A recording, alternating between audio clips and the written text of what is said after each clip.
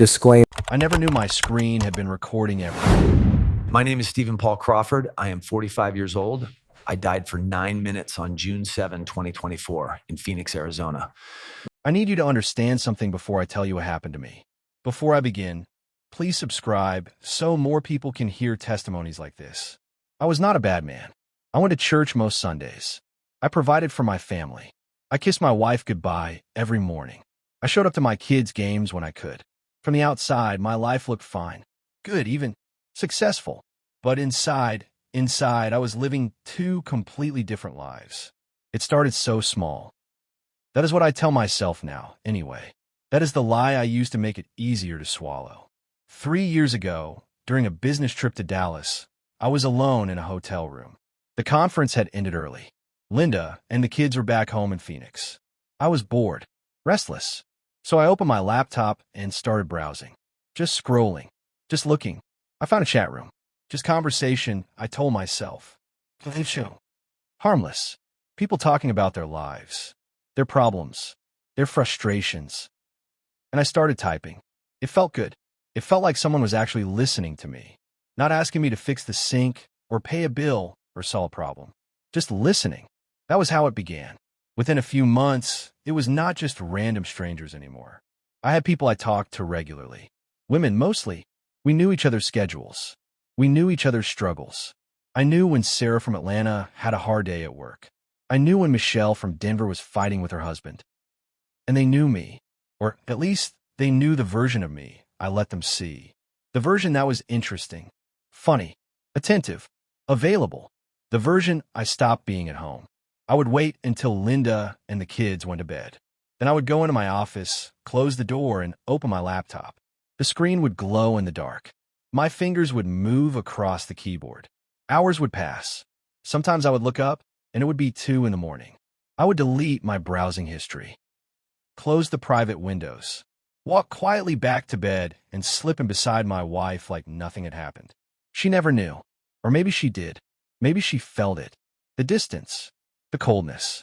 The way I stopped really looking at her when she talked. The way I stopped asking her about her day. The way I stopped caring. I remember one morning, about 6 months ago. We were in the kitchen. The kids were getting ready for school. Linda was making coffee. She turned to me and smiled. A real smile. The kind she used to give me when we were young, when we still laughed together. She said, "Stephen, do you want to do something this weekend? Just the two of us. Maybe drive up to Sedona like we used to." I looked at her. I opened my mouth to say yes. But all I could think about was the conversation I had been having the night before. About how Michelle had told me she felt trapped in her marriage. About how I had stayed up until 3 in the morning telling her she deserved to be happy. I said, "I have a lot of work to catch up on. Maybe next month." Her smile faded. She nodded, turned back to the coffee pot. And I felt nothing. No guilt. No regret. Just relief that I did not have to pretend for an entire weekend. That was when I knew something inside me had broken. But I did not stop. I kept going. I kept logging in. Kept talking.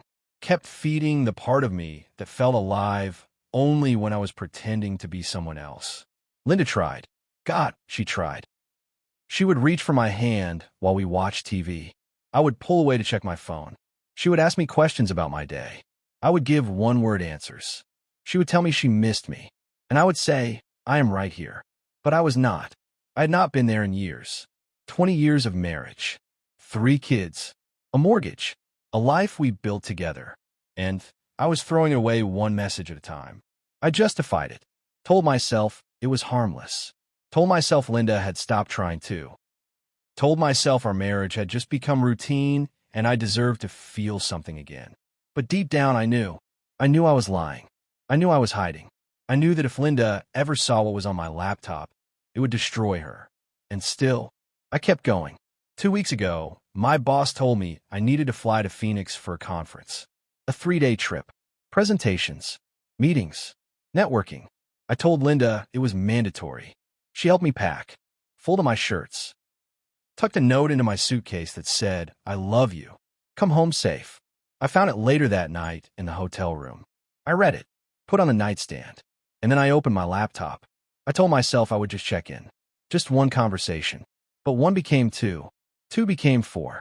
And before I knew it, it was midnight and I had been online for 3 hours, talking to women I had never met, sharing things I had never told my wife, laughing, flirting, feeling alive. I did not think about Linda. I did not think about my kids. I did not think about the vows I made 20 years ago in a church in front of God and everyone we loved. I just forgot. The next day, I sat through meetings, shook hands, gave my presentation, but my mind was somewhere else. I kept checking my phone under the table, kept waiting for the day to end so I could get back to the hotel, back to the screen, back to the version of myself that felt real. That evening, Linda called. I almost did not answer, but I knew if I did not, she would worry. So I picked up. Her voice sounded tired, sad. She asked me how the conference was going. I told her it was fine. She asked if I missed her. I said yes, but my laptop was already open in front of me, a message waiting, a conversation I wanted to get back to. She said, "Stephen, do you still love me?" The question hit me like a punch. I froze. My throat tightened. I looked at the screen in front of me, at the messages, at the life I had been building in secret. And I said, "Of course I do." "Why would you ask that?" Her voice cracked. She said, "Because I feel like I am losing you." I should have closed the laptop. I should have told her the truth. I should have said, "You were right. I am sorry. I am coming home." Instead, I said, "You are not losing me. Everything is fine. I will be home in 2 days." She was quiet for a long time. Then she said, "Okay. I love you." I said, "I love you too." And I hung up. I sat there staring at my phone. My chest felt tight. My hands were shaking. I knew what I was doing was wrong. I knew I was destroying my marriage. I knew I was betraying the woman who had given me everything. But I did not stop. I went back to the conversation, back to the fantasy, back to the lie. And that was the last normal moment I ever had. The next morning, I woke up with a headache, a dull, heavy pressure behind my eyes that would not go away. I took some medication I found in my travel bag, did not even check the label, just swallowed it with water and went to my morning meeting. I sat in the conference room surrounded by people. My boss was talking about quarterly goals. Someone was presenting slides. I heard nothing. My mind was miles away, somewhere between guilt and desire, between the life I was supposed to be living and the one I had created in secret. My phone buzzed. A message. I glanced down. It was Michelle. She was asking how my day was going, telling me she wished we could meet in person, telling me she felt like I was the only one who really understood her. I typed back, smiled at the screen, and completely missed the question my boss had just asked me. "Stephen?" I looked up. Everyone was staring at me. "Sorry. What?" My boss repeated the question. I fumbled through an answer. He nodded, but I could see the disappointment in his eyes. I used to be sharper than this. Focused. Present. Now I was scattered. Distracted. A shell of who I used to be. The meeting ended. I went back to my hotel room. My head was pounding. The medication had not helped. If anything, I felt worse. My chest felt tight. My throat felt thick. I loosened my tie, sat down at the desk, opened my laptop. 3 conversations waiting. Idovein. Hours passed. I did not eat, did not move, just typed, just existed in a world where I did not have to be a husband or a father or a man with responsibilities. I could just be me, or whatever version of me I had convinced myself was real. Around 8 that evening, my phone rang. Linda again. I stared at it. Let it ring twice. 3 times. Then I answered. "Hey." Her voice was softer this time, almost broken. She said, "I've been thinking about what I said last night, about feeling like I am losing you." I closed my eyes. My chest tightened. She continued. "I didn't want to fight, Stephen. I miss you. I miss us. It feels like we're strangers now, and I do not know how to fix it."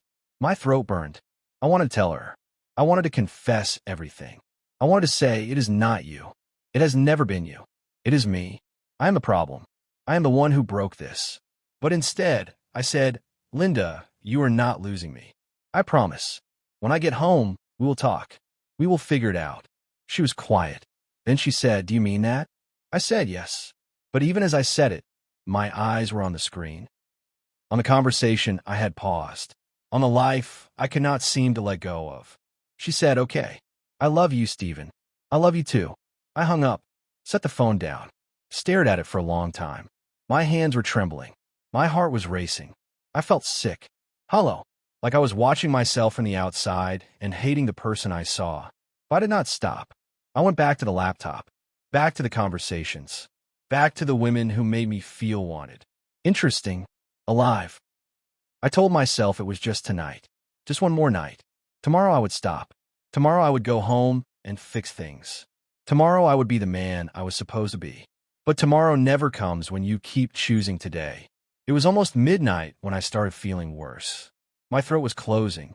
My chest was burning. I stood up from the desk, stumbled toward the bathroom. My vision blurred. My legs felt weak. I grabbed the edge of the sink, looked at myself in the mirror. I looked terrible. Pale, sweating, eyes bloodshot. I thought maybe I should call someone, but I did not. I went back to the room, sat on the edge of the bed, tried to breathe.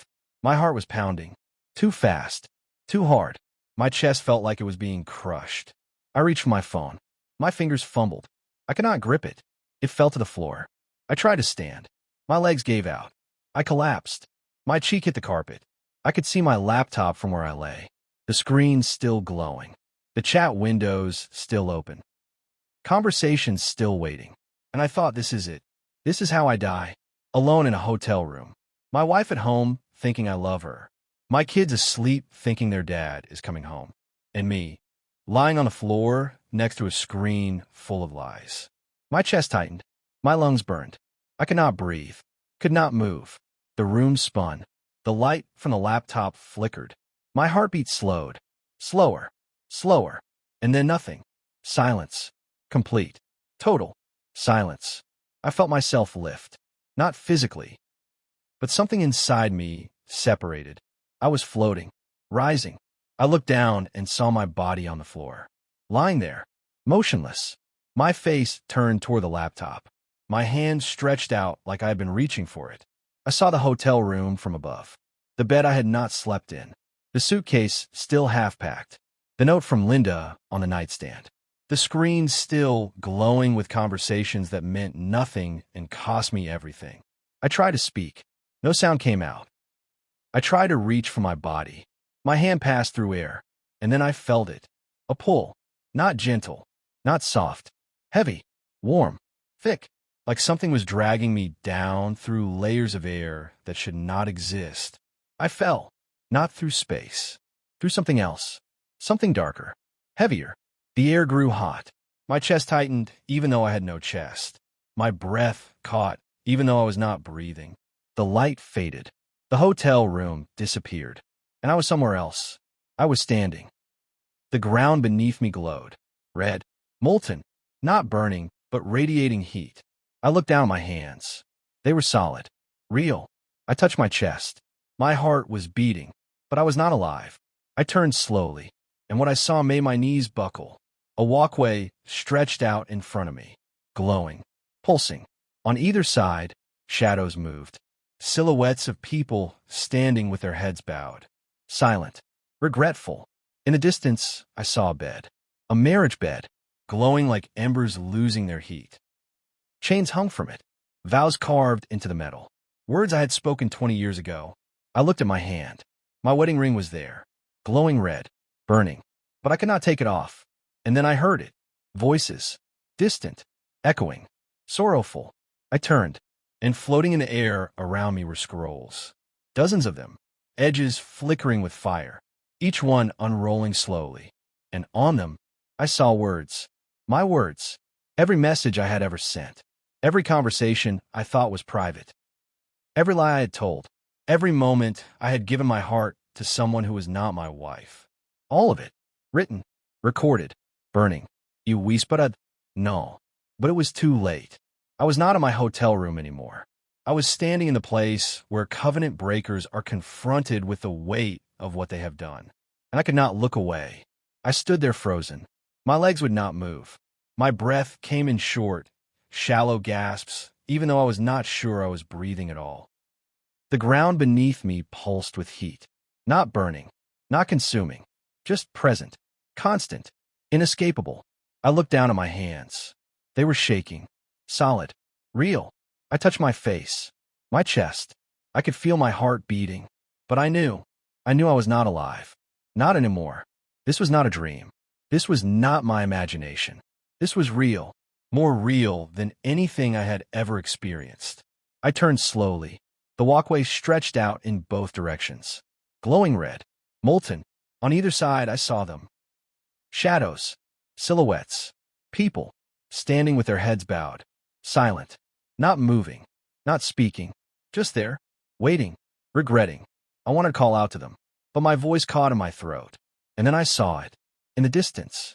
A bed, a marriage bed. It was glowing, not brightly, not like fire, like embers, like something that used to burn hot but was now dying, fading. The frame was cracked, split down the middle, and hanging from it chains, thick, heavy. Metal chains carved with words I could not read from where I stood. But I knew what they said. I knew. My chest tightened. I looked down at my left hand. My wedding ring. It was there, but it was not gold anymore. It was glowing, red. I tried to pull it off. My fingers gripped it, twisted, pulled. It would not move. The heat increased. Not painful, but impossible to ignore. I tried again, yanked harder. My hand trembled. The ring stayed. And I understood. This was not decoration. This was not symbolism. This was consequence. I looked at my wrists. Slowly, like smoke taking shape, chains began to form. Thin at first, translucent, then solid, wrapping around my wrists. I pulled back. They tightened. Not crushing, not cutting, just there, binding. I looked closer. Words, carved into the metal, glowing faintly, for better or worse, in sickness and in health, forsaking all others, until death do us part. My vows, the words I spoke 20 years ago, the words I meant, the words I forgot. My knees weakened. I stumbled, caught myself. My breath came faster, panic rising. Where am I? What is this place? And then I heard it, a sound, soft at first, like paper rustling. I looked up. Scrolls, dozens of them, suspended in the air, floating, slowly unrolling. The edges flickered with small flames, not consuming them, just burning at the borders, each one glowing with light from within. One scroll drifted closer. I stepped back. It followed, stopped in front of me, unrolled completely, and I saw words. My words. A conversation. Typed. Time-stamped. 2:47 a.m. October 14th, 2023. I read the first line. My stomach dropped. It was a message I had sent to Michelle, telling her I wished I could see her, telling her my marriage felt empty, telling her she made me feel alive. I whispered, no. The scroll shifted. Another message appeared. Then another. An entire conversation, playing out in front of me like a recording I could not stop. And beside it, another image formed. Linda, asleep in our bed, alone. The timestamp matched. 2:47 a.m. The same night, the same moment. I was typing to another woman while my wife slept alone. The two images hovered side by side. My heart pounded. My throat burned. Another scroll drifted forward. This one showed a different night, a different conversation. Sarah from Atlanta. I was telling her about my day, asking about hers, laughing, flirting, and beside it, Linda, sitting at the kitchen table, looking at her phone, waiting for me to text her back. I had read her message, ignored it, gone back to the chat room. Another scroll, another conversation, another moment I thought was private, another moment I thought no one would ever see. But they were all here, every single one, written, recorded, burning.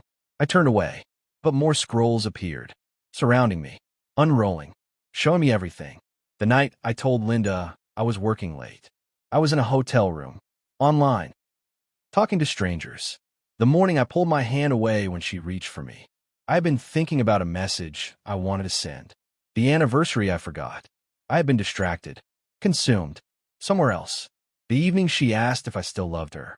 I said yes, but my laptop was open. My attention was divided. My heart was not with her. Every moment, every lie, every choice, all of it displayed, all of it visible, all of it judged. I felt my knees. My hands covered my face. Tears burned my eyes. I thought it was private. I thought no one knew. I thought I was safe. But I was never safe. I was never hidden. The marriage bed in the distance seemed closer now. I looked up. The chains around my wrists grew heavier. I stood, walked toward it. I did not choose to. My feet just moved. As I got closer, I saw it more clearly. The bed was split, cracked down the center. One side glowed warm, soft, golden. The other side was cold, dark, empty. And beneath the bed, through the crack, red light pulsed. Like a heartbeat. Slow, steady, aching. I understood. The warm side was Linda.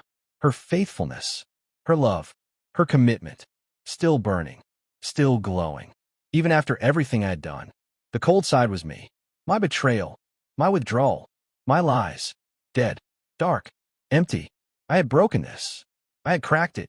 I had split us in two. The chains around my wrist tightened. I looked down. The words glowed brighter. Forsaking all others. But I had not forsaken them. I had welcomed them, invited them, given them pieces of my heart that belonged to my wife. And then they appeared. Silhouettes. Around me. Not the distant ones I'd seen before. These were closer. Taking shape. Forming. Women. The women I had talked to. Sarah. Michelle. Others. I did not even remember all their names. But they were here. Not real. Not them. But representations. Symbols. Each one held a glowing thread. Thin. Delicate. Connected to me. To my chest. To my heart. I looked down. Threads stretched from me to each of them. Glowing. Burning softly. And I realized these threads should have been connected to Linda. This emotional energy. This attention. This affection. This time. This piece of my heart. It all should have gone to her. But I gave it away. I divided myself. Piece by piece. Conversation by conversation. I tore my heart into fragments and handed them out to strangers. And Linda got whatever was left. The threads began to burn brighter. Not consuming, but revealing. Showing their weight. Their cost. I reached for one. I tried to pull it off. It would not move. I grabbed another. It stuck. Bound. I fell to my knees again. My chest heaving. My hands are shaking. I whispered, I thought was just talking. Just friendship. Just harmless. But it was not harmless. It was adultery. I had committed adultery. Not with my body, but with my heart. And standing in that place, I saw it for what it truly was. Betrayal. Covenant breaking. Seen. A mirror appeared in front of me. I did not see a form. It was just there. I looked up. I looked into it. But the reflection was not me. Not the me I thought I was. It was the me Linda saw. The me my kids saw. The me God saw. A man with hollow eyes. Distant. Distracted. Selfish. A stranger. A man who had become someone I did not recognize. Someone I swore I would never be. I stared at that reflection. And for the first time in years, I saw the truth. I was not the victim. I was not misunderstood. I was not neglected. I was the problem. I was selfish, entitled, a liar. I had blamed Linda for my loneliness when I was the one who pulled away. I had convinced myself she stopped trying when I was the one who stopped showing up. I destroyed my marriage. I dismantled it, piece by piece, message by message, lie by lie, and I did it all while pretending I was protecting it. The mirror shimmered. The reflection changed. Now I saw Linda, sitting on the edge of our bed, crying, alone, her shoulders shaking, her hands covering her face. I had done that. I had caused that pain. My breath caught. My vision blurred. Tears streamed down my face. And then the air shifted. The scrolls stopped moving. The threads stopped glowing. The heat intensified, just slightly, just enough to notice. A stillness fell over everything, and I felt it. A presence, not seen, but undeniable. Heavy, holy, inescapable. I could not stand. My legs gave out. I collapsed. My forehead touched the ground. I was not alone anymore. And everything I thought I understood about love, marriage, and covenant shattered. I could not look up. I could not move. The weight of that presence pressed down on me like nothing I had ever felt. Not crushing, not violent, but absolutely, complete, holy. I knew who it was. I did not need to see. I did not need to hear a name. I just knew. Jesus. My chest tightened. My hands trembled against the ground. Every lie I had ever told. Every secret I had ever kept. Every moment I had pretended to be someone I was not, all of it rose to the surface. Exposed. Visible. Undeniable. I wanted to speak. To explain. To defend myself. But there were no words. No excuses. No justifications that could stand in that moment. I was completely, utterly seen. And for the first time in years, I understood what that meant. The voice came. Not loud. Not harsh. Calm. Clear. Firm. But not cruel. It said, "You hid from her. You could not hide from me." The words cut through me like a blade. Not wounding, but revealing. Opening. Exposing everything I had buried. Tears poured from my eyes. My whole body shook. I had hidden everything. Every message. Every conversation. Every moment I gave my heart to someone else. I deleted browsing history. Used private windows. Cleared my phone. Lied to Linda's face with a smile. I thought I was safe. I thought I was careful. I thought no one would ever know. But he knew. He saw every keystroke. Every thought. Every time my heart turned away from my wife and toward screen. Every moment I chose fantasy over faithfulness. Every second I spent building connections I had no right to build. Nothing was hidden. Nothing was secret. It was all seen. All recorded. All known.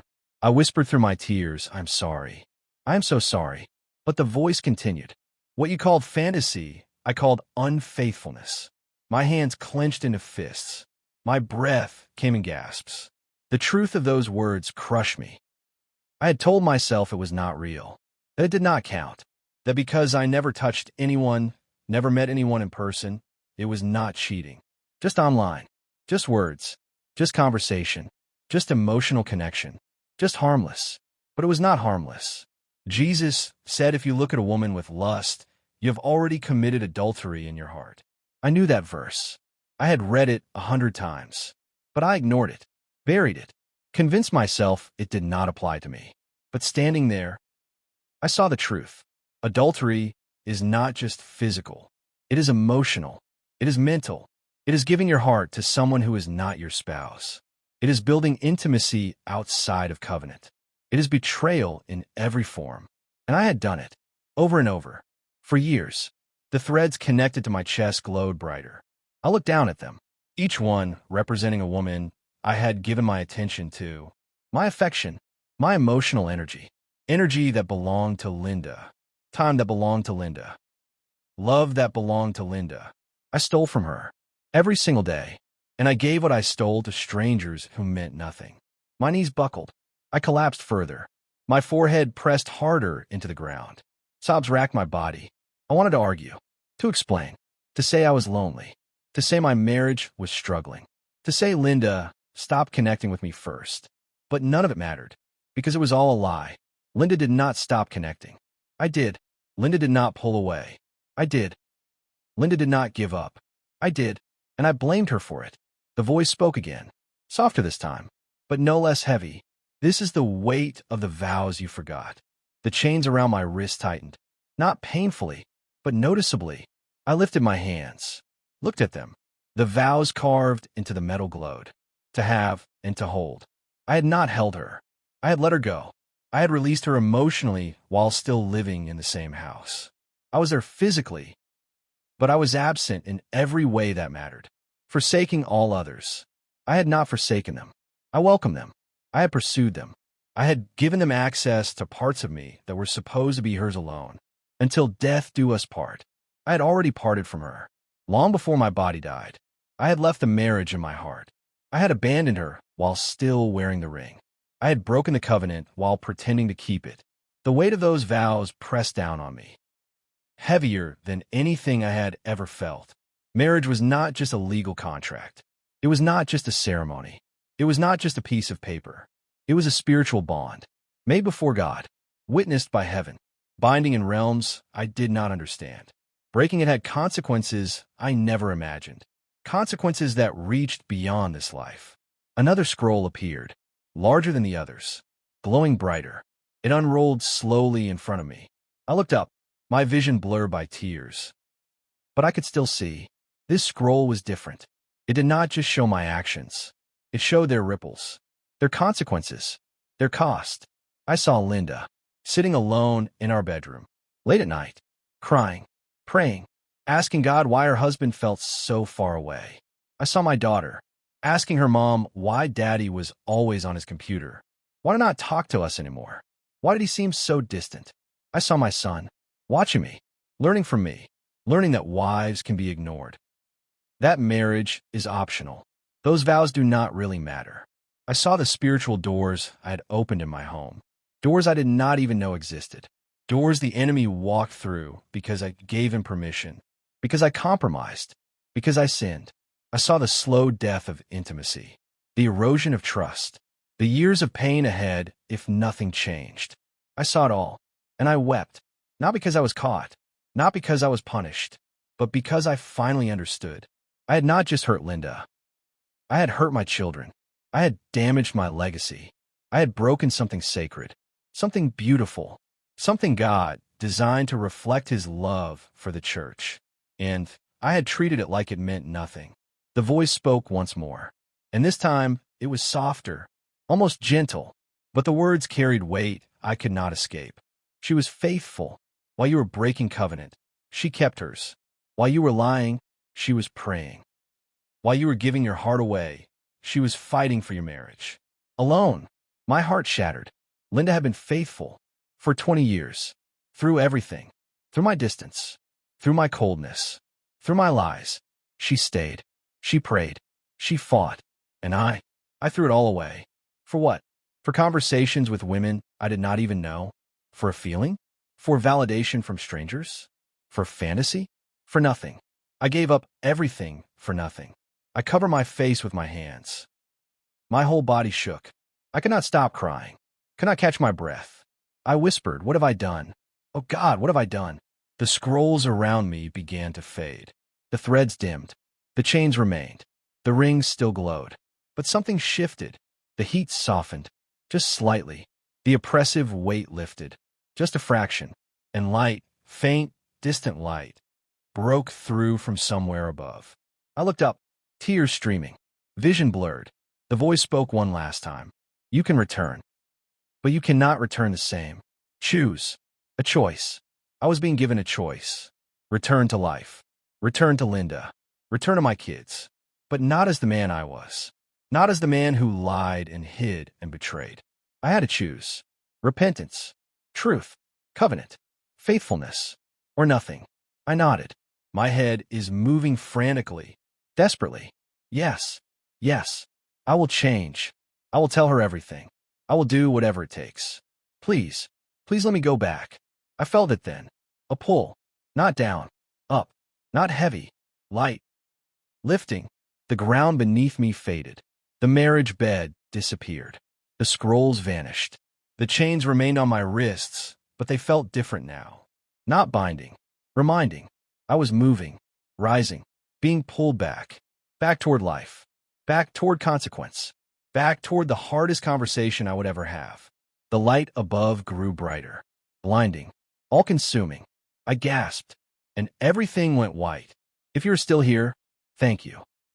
Please subscribe if you want more testimonies like this. A gasp tore through my chest like lightning. My whole body convulsed. My back arched off the floor. Air rushed into my lungs so fast it burned. I could not see. Everything was white. Blinding. Then shapes. Blurry figures moving above me. Voices. Muffled at first. Then sharp. Clear. He's back. We got a pulse. Hands on my chest. On my neck. Pressure. Movement. Something being strapped to my face. Oxygen. Cold and harsh against my skin. My eyes flew open. Fluorescent lights. Too bright. I tried to speak. Could not. My throat was raw. Closed. A mask covered my mouth. "Sir, can you hear me? Squeeze my hand if you can hear me." I squeezed. Barely. My fingers felt like they weighed 1,000 pounds. "Good. You're okay. You're in the hospital. You had a severe allergic reaction. Your heart stopped. But you're back. You're going to be okay." But I was not okay. I was alive. But I was not okay. Tears started pouring from my eyes. I could not stop them. Could not control them. My whole body shook. Not from pain. From something else. Something deeper. The paramedic leaned closer. "It's all right. You're safe now. Just breathe." But I was not crying because I was scared. I was crying because I remembered. I remembered everything. The place I had been, the scrolls, the chains, the voice, the truth. I had died, and I had been somewhere I was never supposed to see, and now I was back, and nothing would ever be the same. They moved me, lifted me onto a stretcher, wheeled me through hallways. Bright lights overhead, machines beeping, voices talking medical terms I did not understand. My heart rate, my oxygen levels, my vitals stabilizing. But all I could think about was Linda. Hours passed. Maybe. I lost track of time. I was in a hospital bed now. For my arm, monitors attached to my chest. A steady beep, beep, beep. I stared at the ceiling. White tiles. Fluorescent lights humming softly. My mind racing. Did that really happen? Was I really there? But I knew. Deep in my soul. I knew it was real. I lifted my hand. Looked at my wedding ring. It was not glowing anymore. Just gold. Normal. But I could still feel the heat. Still feel the weight. My phone was on the table beside me. Screen lit up. Notifications. Messages. Missed calls. All from Linda. My chest tightened. My throat closed. I reached for the phone. My hand trembled so badly I almost dropped it. 12 missed calls. 8 text messages. Stephen, are you okay? The hotel called me. They said you collapsed. Please call me. I'm so worried. Stephen, please. I cannot breathe. I unlocked the phone. Stared at her contact. Her picture. Taken 3 years ago. Smiling. Happy. Before I became the man who destroyed us. I pressed call. It rang once. She answered immediately. Stephen? Oh my God, Stephen, are you okay? Her voice broke me. I tried to speak. Nothing came out. Just a sob. Stephen? Baby, what's wrong? Are you hurt? I shook my head even though she could not see me. Tears streamed down my face. My whole body shook. I'm in the hospital. I collapsed. My heart, it stopped. She gasped. What? What happened? Are you okay now? I'm alive. But Linda, my voice cracked. I have to tell you something. I have to tell you the truth. Silence. Then her voice. Smaller. Scared. What do you mean? Not over the phone. Please. I need you here. I need to see you. I need to tell you everything. Stephen, you're scaring me. I know. I am sorry. I'm so sorry. Just please come. Please. Another pause. I heard her breathing. Fast. Shaky. I'll book the next flight. I'll be there as soon as I can. Linda, what? I love you.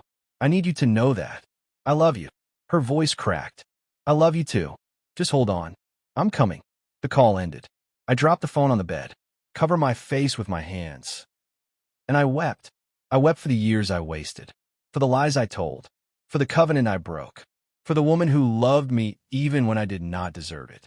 Doctors came and went. Explained what happened. Severe allergic reaction to the medication I took. Caused my throat to close. My heart stops. 9 minutes without oxygen. Brain damage was possible, but I seemed fine. Miraculous, they said. I barely heard them. All I could think about was the conversation I was about to have. The truth I was about to speak. The pain I was about to cause. And the consequences I could not escape. Hours passed. The sun set outside my window. The hospital grew quieter. I did not sleep. Could not sleep. Just lay there. Staring. Waiting. Praying. I had not prayed in years. Not really. Not with my whole heart. But I prayed that night. God, give me strength. Give me the words. Help me tell the truth. No matter what it costs. Around midnight, the door opened. Linda. She looked exhausted. Hair pulled back. No muck-up. Eyes red and swollen. She had been crying on the plane. She saw me. Rushed to the bed. Her hands reached for my face. Checking me. Making sure I was real. Alive. Oh my God, Stephen. Oh my God. I reached for her. Pulled her close. Held her. And I broke. I sobbed into her shoulder. My whole body shaking. She held me tight. Stroking my hair. Whispering that it was okay. That I was safe. That she was here. But it was not okay. And she did not know yet. I pulled back. Looked into her eyes. Those eyes that had looked at me with love for 20 years. Those eyes that were about to see me differently. Forever. My voice was barely a whisper. Linda, I need to tell you the truth. Her face changed. The relief faded. Fear crept in. She stepped back slightly. Her hands slipping from my face. What truth? I took a breath. the deepest breath of my life. And I chose Covenant. I chose honesty. I chose her, even if it meant losing her. Sit down, please. She sat, slowly, in the chair beside my bed, her hands folded in her lap, her eyes locked on mine. And I told her everything that a gasp tore through my chest like lightning. My whole body convulsed. My back arched off the floor. Air rushed into my lungs, so fast it burned. I could not see. Everything was white, blinding. Then shapes, blurry figures moving above me. Voices, muffled at first, then sharp, clear. He's back. We got a pulse. Hands on my chest, on my neck. Pressure, movement. Something being strapped to my face. Oxygen, cold and harsh against my skin. My eyes flew open. Fluorescent lights, too bright. I tried to speak, could not. My throat was raw, closed. A mask covered my mouth. Sir, can you hear me? Squeeze my hand if you can hear me. I squeezed. Barely. My fingers felt like they weighed 1,000 pounds. Good. You're okay. You're in the hospital. You had a severe allergic reaction. Your heart stopped, but you're back. You're going to be okay. But I was not okay. I was alive, but I was not okay. Tears started pouring from my eyes. I could not stop them, could not control them. My whole body shook, not from pain, from something else, something deeper.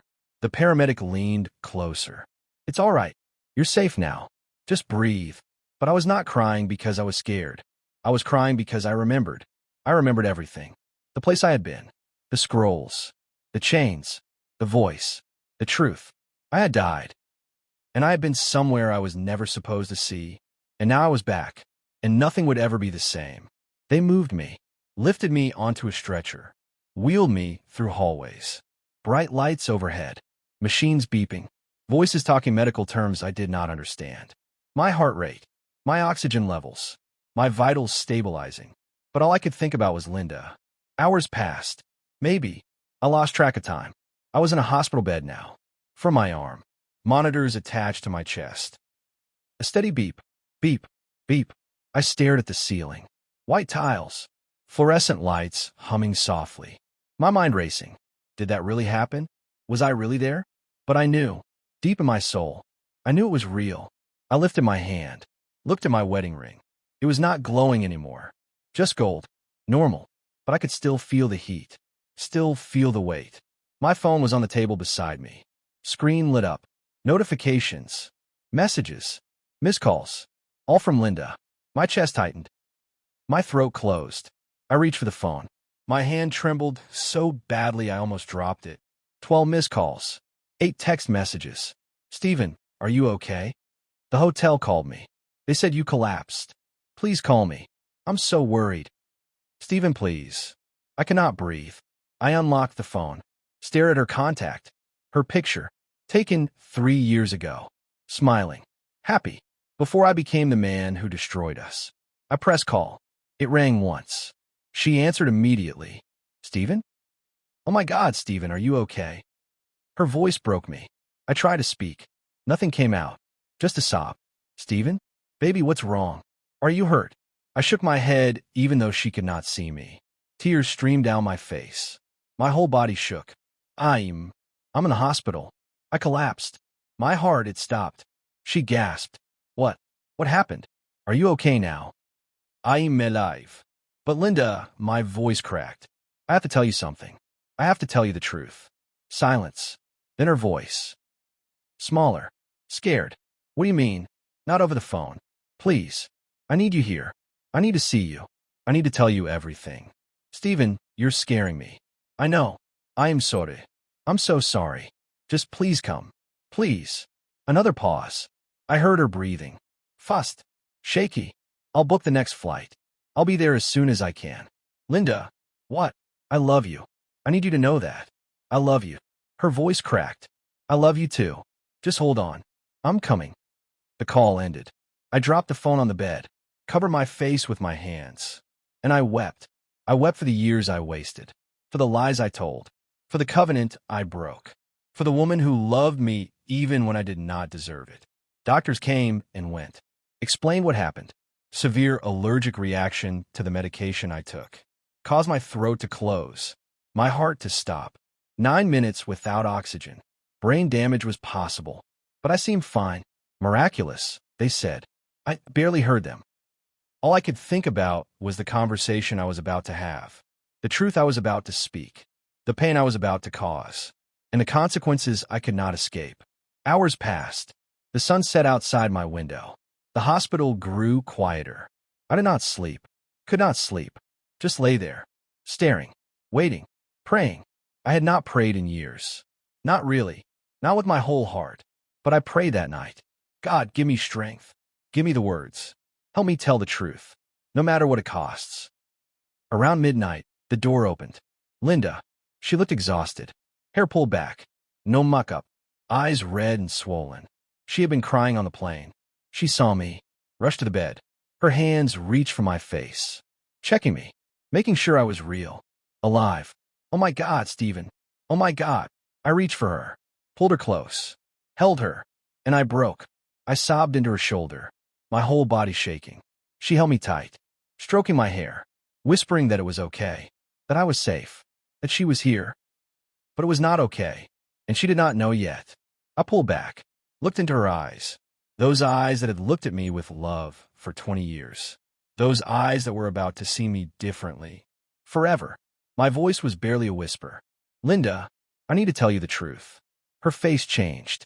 The relief faded. Fear crept in. She stepped back slightly, her hands slipping from my face. What truth? I took a breath, the deepest breath of my life. And I chose a covenant. Issues honesty. I chose her, even if it meant losing her. Sit down, please. She sat, slowly, in a chair beside my bed, her hands folded in her lap, her eyes locked on mine. And I told her everything. A gasp tore through my chest like lightning. My whole body convulsed. My back arched off the floor. Air rushed in my lungs, so fast it burned. I could not see. Everything was white, blinding. Then shapes, blurry figures moving above me. Voices, muffled at first, then sharp, clear. He's back. We got a pulse. Hands on my chest, on my neck. Pressure, movement, something being strapped to my face. Oxygen, cold and harsh against my skin. My eyes flew open. Fluorescent lights, too bright. I tried to speak, could not. My throat was raw, closed. A mask covered my mouth. Sir, can you hear me? Squeeze my hand if you can hear me. I squeezed. Barely. My fingers felt like they weighed 1,000 pounds. Good. You're okay. You're in the hospital. You had a severe allergic reaction. Your heart stopped, but you're back. You're going to be okay. But I was not okay. I was alive, but I was not okay. Tears started pouring from my eyes. I could not stop them, could not control them. My whole body shook, not from pain, from something else, something deeper. The paramedic leaned closer. It's all right. You're safe now. Just breathe. But I was not crying because I was scared. I was crying because I remembered. I remembered everything. The place I had been, the scrolls, the chains, the voice, the truth. I had died, and I had been somewhere I was never supposed to see. And now I was back, and nothing would ever be the same. They moved me, lifted me onto a stretcher, wheeled me through hallways. Bright lights overhead, machines beeping, voices talking medical terms I did not understand. My heart rate, my oxygen levels, my vitals stabilizing. But all I could think about was Linda. Hours passed. Maybe. I lost track of time. I was in a hospital bed now. For my arm, monitors attached to my chest. A steady beep, beep, beep. I stared at the ceiling. White tiles, fluorescent lights humming softly. My mind racing. Did that really happen? Was I really there? But I knew, deep in my soul, I knew it was real. I lifted my hand, looked at my wedding ring. It was not glowing anymore. Just gold. Normal. But I could still feel the heat. Still feel the weight. My phone was on the table beside me. Screen lit up. Notifications. Messages. Missed calls. All from Linda. My chest tightened. My throat closed. I reached for the phone. My hand trembled so badly I almost dropped it. 12 missed calls. 8 text messages. Stephen, are you okay? The hotel called me. They said you collapsed. Please call me. I'm so worried. Stephen, please. I could not breathe. I unlocked the phone. Stared at her contact. Her picture, taken 3 years ago, smiling, happy, before I became the man who destroyed us. I pressed the call. It rang once. She answered immediately. Stephen? Oh my God, Stephen, are you okay? Her voice broke me. I tried to speak. Nothing came out. Just a sob. Stephen? Baby, what's wrong? Are you hurt? I shook my head even though she cannot see me. Tears streamed down my face. My whole body shook. I'm in the hospital. I collapsed. My heart, it stopped. She gasped. What? What happened? Are you okay now? I'm alive. But Linda, my voice cracked. I have to tell you something. I have to tell you the truth. Silence. Then her voice.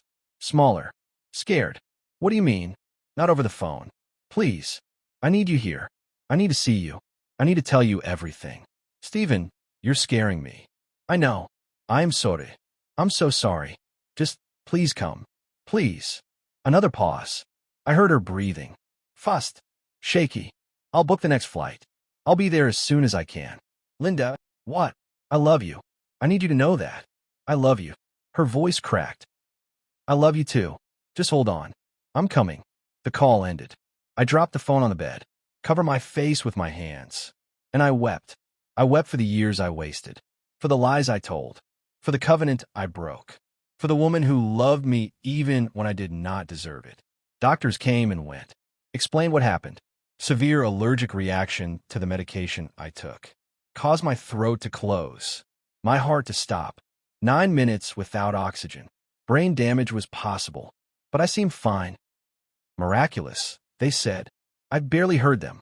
All I could think about was the conversation I was about to have, the truth I was about to speak, the pain I was about to cause, and the consequences I could not escape. Hours passed. The sun set outside my window. The hospital grew quieter. I did not sleep, could not sleep, just lay there, staring, waiting, praying. I had not prayed in years. Not really, not with my whole heart, but I prayed that night. God, give me strength. Give me the words.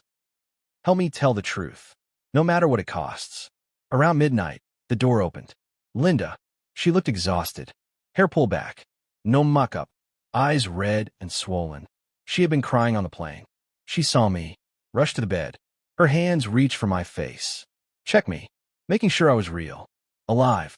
Oh my God, Stephen. Oh my God. I reached for her, pulled her close, held her, and I broke. I sobbed into her shoulder. My whole body is shaking. She held me tight, stroking my hair, whispering that it was okay, that I was safe, that she was here. But it was not okay, and she did not know yet. I pulled back, looked in her eyes, those eyes that had looked at me with love for 20 years, those eyes that were about to see me differently, forever. My voice was barely a whisper. Linda, I need to tell you the truth. Her face changed. The relief faded. Fear crept in. She stepped back slightly. Her hands slipped from my face. What truth? I took a breath. The deepest breath of my life. And I chose a covenant. I chose honesty. I chose her, even if it meant losing her.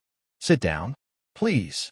She sat, slowly, in the chair beside my bed, her hands folded in her lap, her eyes locked on mine. And I told her everything.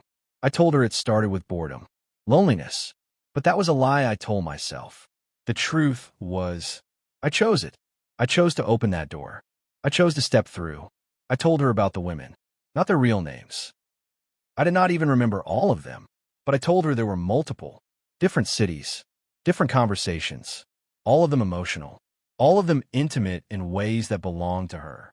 I told her about Sarah from Atlanta, how we talked about our lives, our struggles, how I told her things I never told Linda, how I gave her my attention, my time, my heart. I told her about Michelle from Denver, how we talked late into the night, how I felt alive when I talked to her, how I convinced myself it was harmless because we never met in person, because it was just words on a screen. I told her about the lies, the deleted messages, the secret accounts, the nights I stayed up until 3 in the morning while she slept alone in our bed. I told her about the times she reached for my hand and I pulled away, the time she asked me questions and I gave one-word answers, the time she told me she missed me and I said I was right there, but I was not. I had not been there in years. I told her about our anniversary that I forgot, In the mornings, I ignored her to check my phone. About the evenings, I said I was working when I was really just somewhere else, with someone else, in my mind, in my heart. Linda sat frozen. Her face was pale, her hands gripping the arms of the chair so hard her knuckles were white.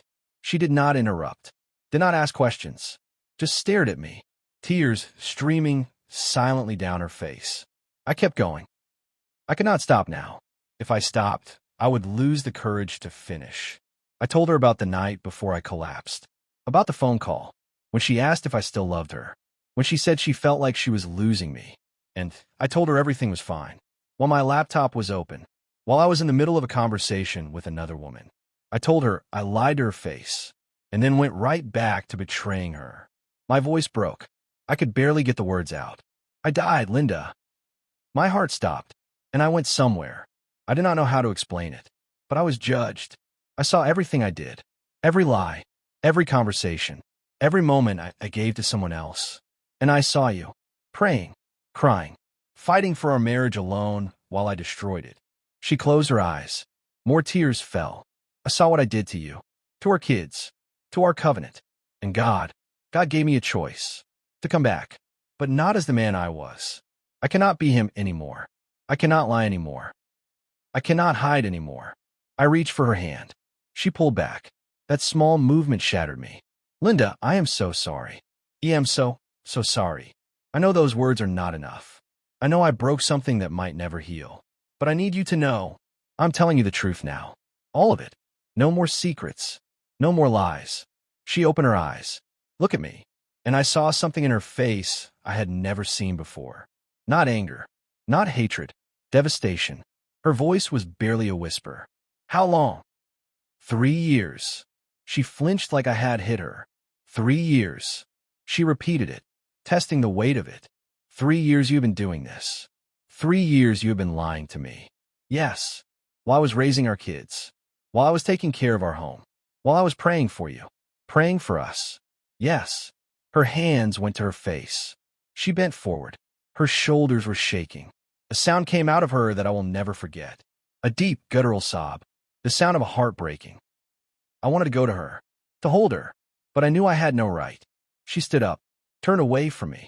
Her hands are still covering her face. I knew something was wrong, she whispered. I knew you were distant. I knew you were not happy. But I thought it was just stress. I thought it was just life. I thought maybe we could fix it. She turned back.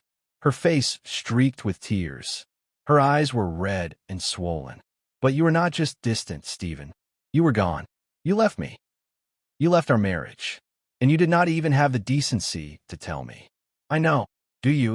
Her voice rose, anger breaking through the devastation. Do you know what it feels like to sleep next to someone every night and feel completely alone? To reach for your husband and have him pull away like you are a stranger? To beg for connection and get nothing?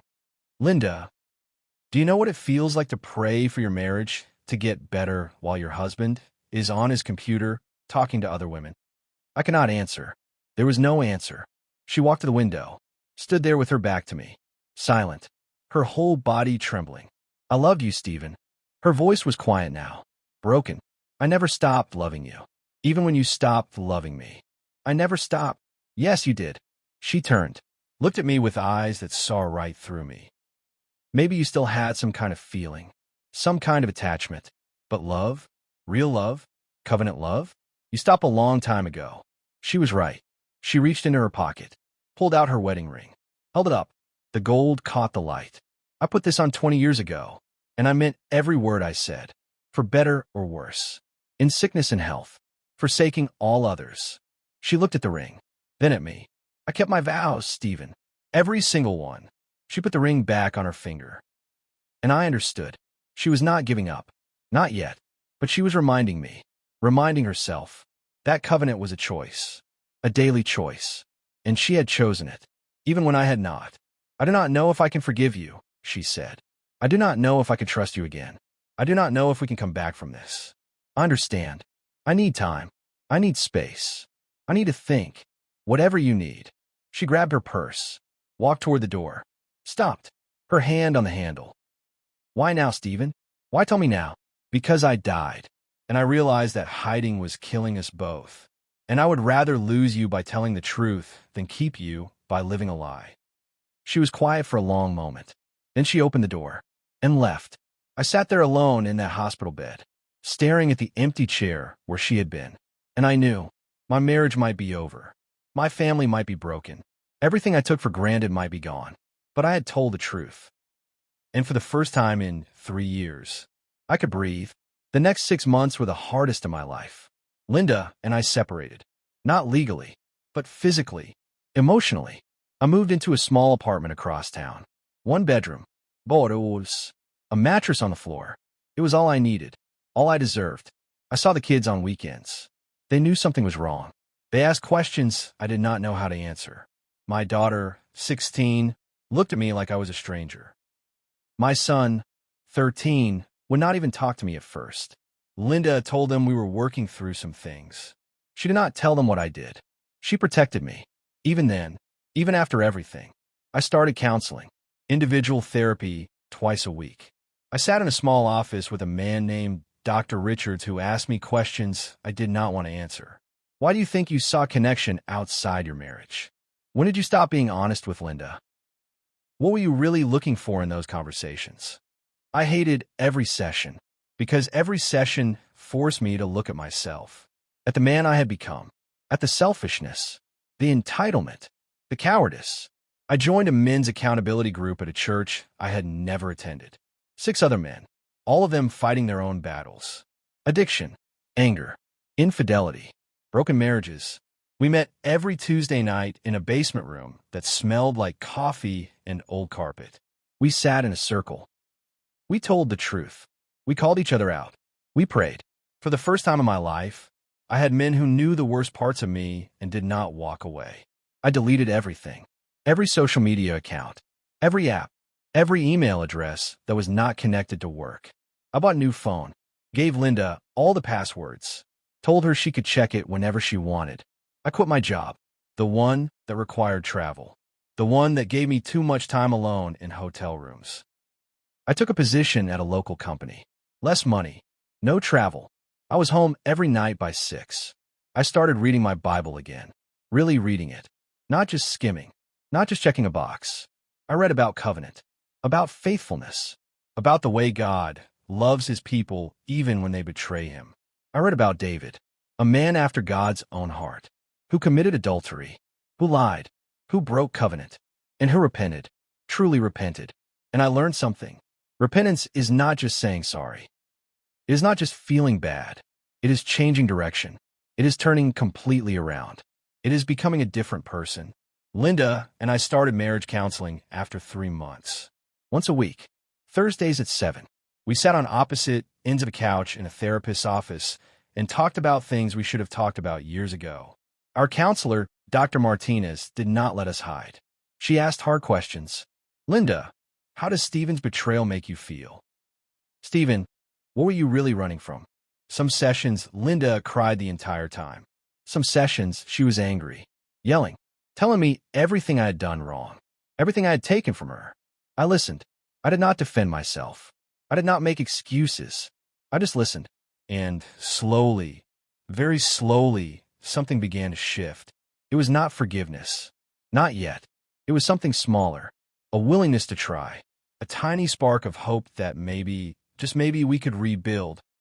1 year after I died, Linda agreed to let me move back home. Not into our bedroom. Into the guest room. Down the hall. Separate spaces. Separate lives. But under the same roof. It was a start. I proved myself in small ways. I came home every night. I put my phone on the kitchen counter when I walked in. I asked about her day. I helped with dinner. I sat with the kids. I showed up. Not perfectly. I still made mistakes. I still had moments where I withdrew, where I got defensive, where I slipped back into old patterns. But every time I did, I caught myself. Apologized. Chose differently. 2 years after I died, Linda and I went on our first date since everything happened. Dinner at a small Italian restaurant we used to go to when we were young, when we were dating, when we believed in forever. We sat across from each other, awkward at first, like strangers learning each other again. But then we talked, really talked, about our kids, about our dreams, about what we wanted our marriage to look like moving forward. And at the end of the night, Linda reached across the table and took my hand. I looked down at our hands, her wedding ring glowing in the candlelight, my ring next to hers.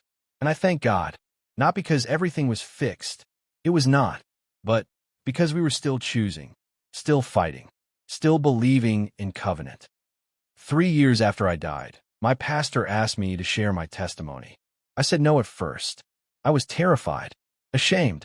Who was I to stand in front of people and talk about God's grace when I had failed so spectacularly? But Linda looked at me and said, "Your story is not just about your failure, Stephen. It is about God's mercy, and people need to hear that." So I said yes. I stood on a stage in front of 300 people. My hands are shaking. My voice trembled, and I told them everything. I told them about the double life, online conversations, the emotional affairs, the lies. I told them about dying, about the place I went, about the scrolls and the chains and the voice that called me to account. I told them about coming back, about confessing, about losing everything, about the slow, painful work of rebuilding trust. And I told them about the covenant, about how marriage is not just a feeling. It is a choice, a daily, sacrificial, holy choice. When I finished, the room was silent. Then someone started clapping, then another, then the whole room. But I was not proud. I was humbled, because I knew the truth. I was not the hero of this story. God was. After that service, people started reaching out. Men mostly, but some women do too. People who were living double lives. People who were hiding. People who were one click away from destroying their marriages. They emailed me, called me, asked if we could meet for coffee. And I said yes. Every time, I sat across from a man named David who told me he had been having an affair for 6 months. He was desperate, terrified. He did not know what to do. I told him the truth. You have to tell her, not because it will make you feel better, but because she deserves to know, and because you cannot rebuild on lies. He cried, but he did it. I sat with a woman named Rachel who told me she had been emotionally involved with a coworker for 2 years. She loved her husband, but she did not know how to stop. I told her the same thing I had learned. You have to cut it off completely. No wudbye, no kloche. Just end it. And then you have to tell your husband. And then you have to fight like hell to save your marriage. She did, and it was brutal. But she and her husband are still together, still fighting. I started speaking at other churches, men's conferences, marriage retreats. Always the same message. Your secrets are killing you. Your covenant matters. God is giving you a chance right now to choose truth before consequence chooses for you. Some people listened. Some people did not. But I kept speaking because I knew. I died so I could live this message. Today, Linda and I have been remarried for 1 year. Not legally. We never divorced. But spiritually, emotionally.